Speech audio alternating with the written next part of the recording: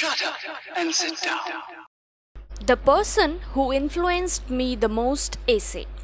Essay on the person who influenced me the most for students and children in English.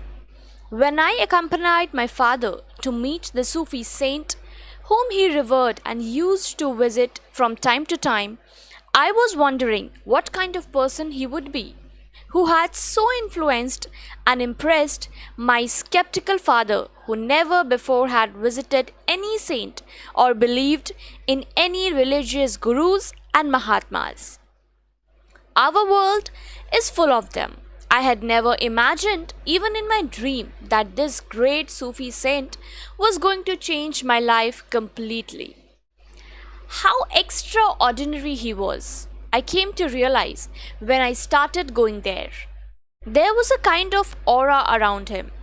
For one thing, although he had a great personality which attracted, influenced, or we can say mesmerized people, yet he behaved as if he were a very ordinary person.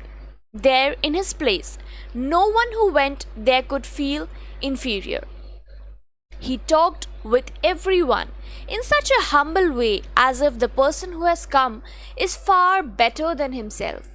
This humility was the sure sign of his greatness. Generally, people called him Sahib. He never promised that he would do this or that.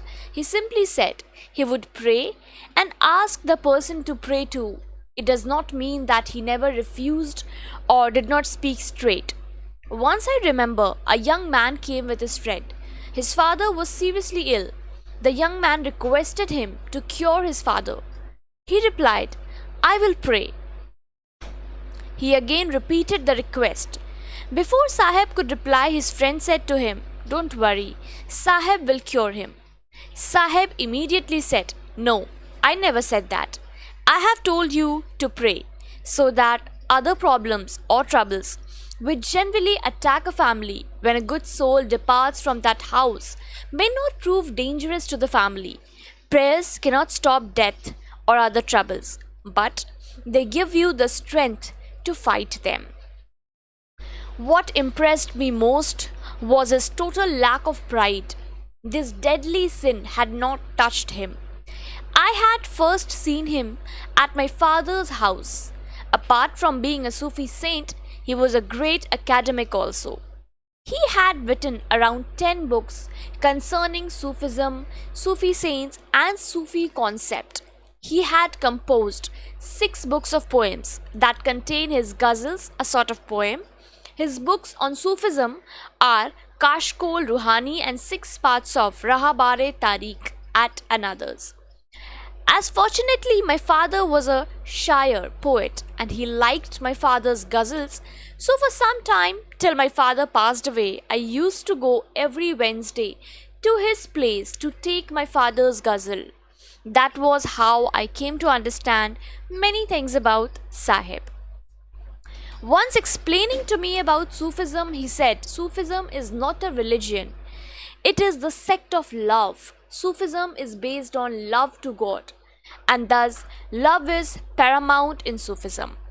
He once said, telling about the quality of a true Sufi, "Sufism teaches patience and forbearance. A Sufi forgives even his murderer." After my father died in 1999, and due to some domestic problems, I could not see him as regularly as I wanted. Later, during 2008, he fell ill and gradually he was confined to bed. I went once to see him but could not enter. Then again, with his blessings, I was able to continue seeing him every Thursday. Before I go further, I do not want to skip an incident when I was scolded by him for not learning Urdu and thus not being able to read my father's Urdu ghazals. I tried to learn Urdu with the help of another divine personality and I think succeeded a little bit. These Thursdays were like a ritual for me. In hardly 5 to 7 minutes, we could see him. Whenever I asked, "How are you, Sahib?" he always said, "I am well." He used to ask first how we were and everything was alright or not. When we, myself and my son, were about to return after a visit, he used to say, "Go with safety and come again safely next Thursday." Gradually, his condition deteriorated, and his last visit was on 15 June 2015. On that last visit, first he heard my recital of my father's Urdu ghazals lines and then got up and began to speak. He spoke for 5 to 8 minutes, although he was very weak. He said, "In ancient days, people used to travel in caravans. When the caravan was on the road, a bell kept ringing. The moment the bell stopped ringing, the caravan stopped. No one knows when the bell of the caravan will stop ringing. The moment the bell stops ringing, the journey comes to an end. The same goes with life. When the time is over, the bell will stop ringing. Your life will come to an end. You have to go on till your time is over. No one knows how long the journey is. No one can change another person's destiny or his own. You have to go on till the bell stops ringing, and with the stopping of the bell, your journey is over." The substance of Gita's Karma Yoga was imbued in those words. Then he again said, "Go with safety," but did not add, "Come again safely." With this last deep spiritual message, he said adieu. He came back, although it seemed his last message. It did not seem as if it was the last meeting because he lives in his followers' hearts. I know this much: whoever listened to him and acted as per his willed guidance was never unhappy or unsuccessful, apart from minor setbacks.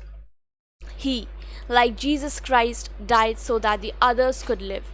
His life was an inspiration and death was a lesson.